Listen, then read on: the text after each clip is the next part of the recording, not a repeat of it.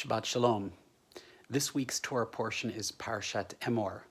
The beginning of the Torah portion deals with some of the regulations that are specifically targeted to the priests, the Kohanim, in terms of marriage and restrictions on their service, and also the situations under which they may become ritually impure at the loss of a loved one, which has become the basis for the definition of who is a mourner in Jewish practice. The next part of the Torah portion deals with a festival calendar, and then it finally ends with an unusual passage at the end about a blasphemer, the son of an Israelite woman, and the application of the law against a blasphemer. One of the things that I think is always, for me, difficult about Parashat Emor is the section having to do with the Kohanim and the priests and their special status.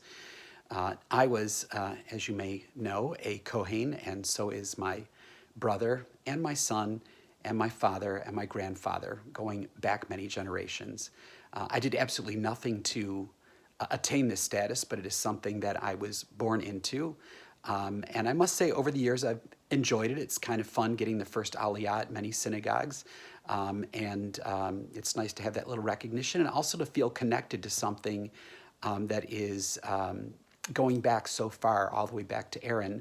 I haven't had the DNA test done for that piece of the equation, but in Israel they have done tests to show that many people who claim to be Kohanim are in fact able to share a genetic coding with a progenitor who's believed to be Aaron.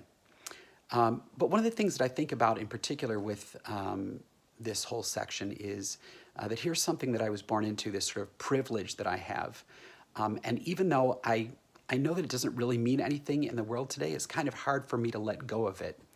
And it gets me thinking about other people who are born into positions of privilege through nothing that they've done on their own. It's not because of their own merit or something that they've done to deserve it, but by virtue of the color of their skin or their religious background or where they were born, have some kind of privilege. And even though we may recognize that it's totally capricious, it's still very difficult to let go of that privilege. And that's something that we should all think about in terms of understanding the privilege that many of us enjoy, and what it might mean to others who don't enjoy those same privileges.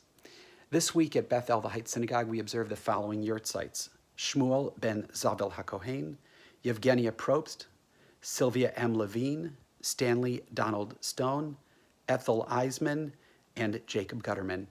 Wishing you all Shabbat Shalom.